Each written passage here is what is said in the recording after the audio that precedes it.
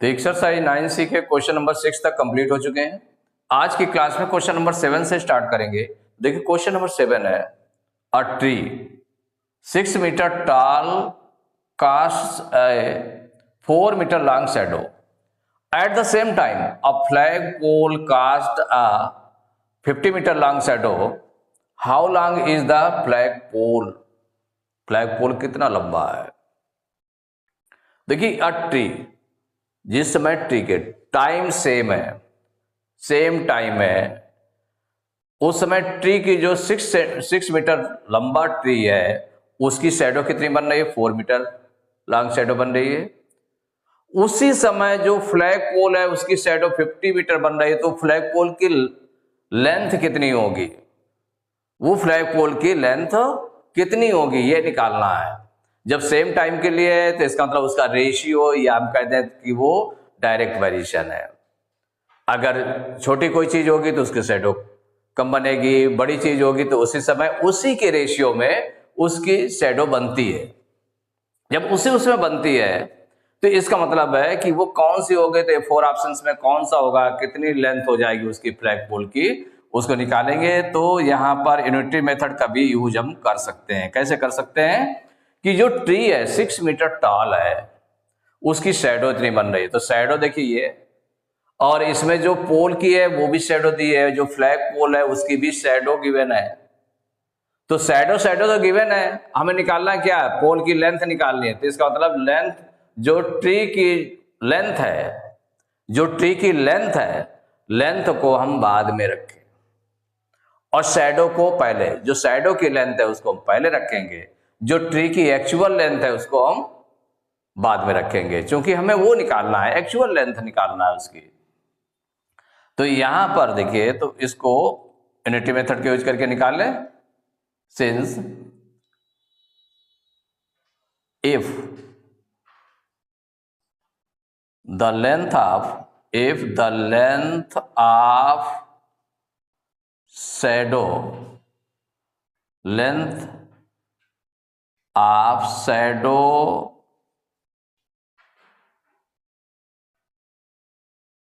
is 4 metre,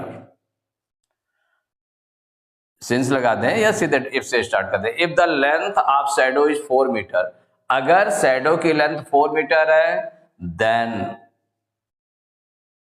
the length of trees, then the length of tree is, भाई tree की length कितना है, then the length of tree equal to, या हम tree equal कर दें या ट्री इज, दोनों लिख सकते हैं, कोई भी लिख सकते हैं। Then the length of tree equal to हो जाएगा, लेंथ कितनी है इसकी? 4 मीटर। 4 मीटर तो शैडो है। If the length of shadow is 4 meter, then the length of tree is 6 meter. 6 meter tall है ना, तो 6 मीटर हो गई। If the length of shadow is 4 meter, then the length of tree equal to 6 meter. अब shadow जो 4 meter है तो वो किसी भी थिंग के लिए हो सकती है, कोई भी चीज हो सकती है। उसकी जितनी टॉल होगी उसके अकॉर्डिंग जो है उसी रेशियो में फिर उसकी शैडो भी होगी।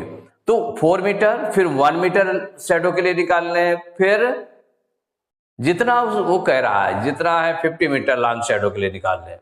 तो अब हो जाएगा if the length of shadow is कितनी? 1 मीटर के लिए निकालेंगे। कितने के लिए निकालेंगे? 1 meter. Then the length of tree, अगर ट्री के सापेक्ष देखें तो ट्री हो गया, इक्वल टू कितना हो जाएगा? भाई रेशियो देखिए सेम रहेगा, तो इसमें क्या हो जाएगा? अगर 1 मीटर इसकी शैडो होगी, इसका मतलब उसकी लेंथ ट्री की कम होगी, तो कम के लिए डिवाइड करेंगे। किससे डिवाइड करेंगे? 1 मीटर जो शैडो की लेंथ है, तो इसका मतलब जो शैडो की लेंथ होगी उससे डिवाइड करेंगे, तो 6 अपान हो जाएगा 4 मीटर, इतना आ जाएगा। If the length of, flag के लिए वही चीज फ्लैग के लिए अप्लाई कर ली गई। If the length of shadow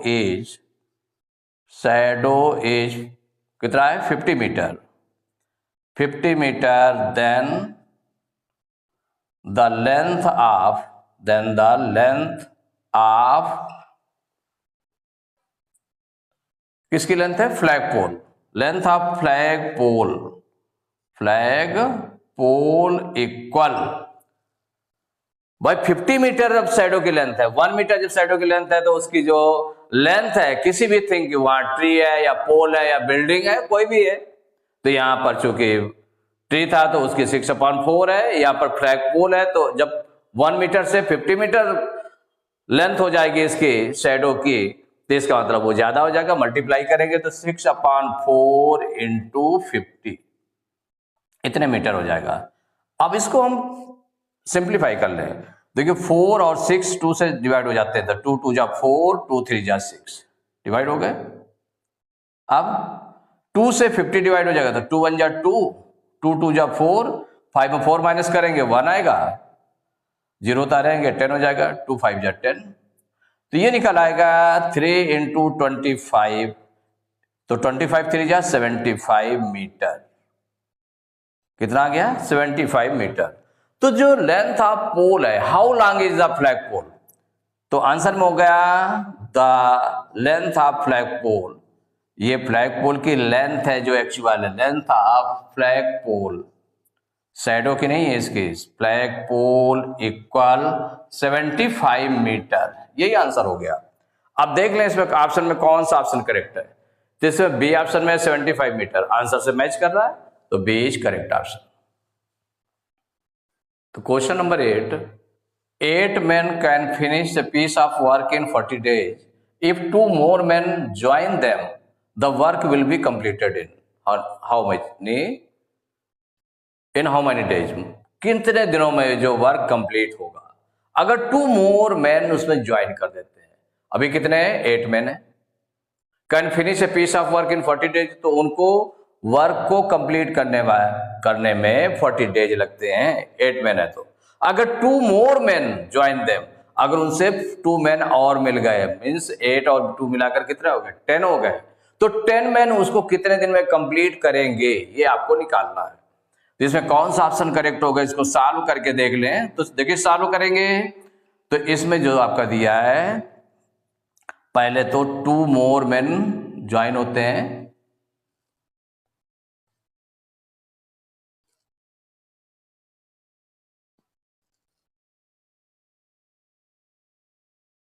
join 2 more men,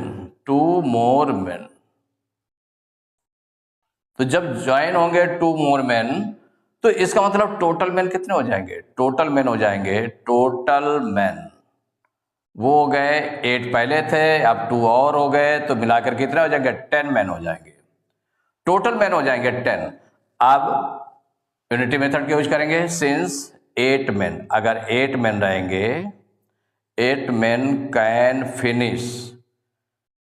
finish a work in 40 days, कि अगर 8 men के 8 men बने तो वो उसको 40 डेज में कंप्लीट करते हैं उस वर्क को, तो देयरफॉर 1 man, अगर 1 man होगा, 1 man can finish a work in 1 man होगा, तो ज्यादा दिन लगेंगे कम दिन लगेंगे, उसको ज्यादा दिन लगेंगे 1 man को, क्योंकि वर्क तो उतना है। जब 8 man करते हैं तो उसको 40 डेज लगते हैं वर्क कंप्लीट करने में, अगर 1 man होगा तो ज्यादा दिन लगेंगे, इसका मतलब क्या होगा, मल्टीप्लाई हो जाएगा, तो 8 इंटू 40 डेज इतना टाइम लग जाएगा। लेकिन है कितने मैन, 10 मैन हो गए हैं, अब 2 मैन और ज्वाइन हो गए, तो देयरफॉर 10 men will finish या will complete, दोनों यूज कर सकते हैं, finish a work in, कितना हो जाएगा 10 men हो गए, तो 1 man जो है इतने दिन में फिनिश करता है 8 इंटू 40 डेज में, तो 10 men कितने दिन में करेगा, डिवाइड हो जाएगा इससे, तो 8 इंटू 40 अपॉन 10 डेज। अब इसको सॉल्व कर लें, क्या करें सॉल्व कर लें, तो इक्वल क्या हो जाएगा 8 इंटू 40/10। वह देखिए 0 से 0 कैंसिल हो गया, नीचे 1 बचा, सीधे 8 4 जा 32 डेज इतने दिन में कंप्लीट करेंगे, यही आंसर हो जाएगा। अब इसमें देख ले कौन सा आंसर मैच कर रहा है। 32 डेज, तो बी ऑप्शन में लिखा 32 डेज आंसर से मैच कर रहा है, इसका मतलब बी इज करेक्ट ऑप्शन। तो एक्सरसाइज 9C के क्वेश्चन नंबर 8 तक कंप्लीट हो चुके हैं। नेक्स्ट क्लास में क्वेश्चन नंबर 9 से स्टार्ट करेंगे।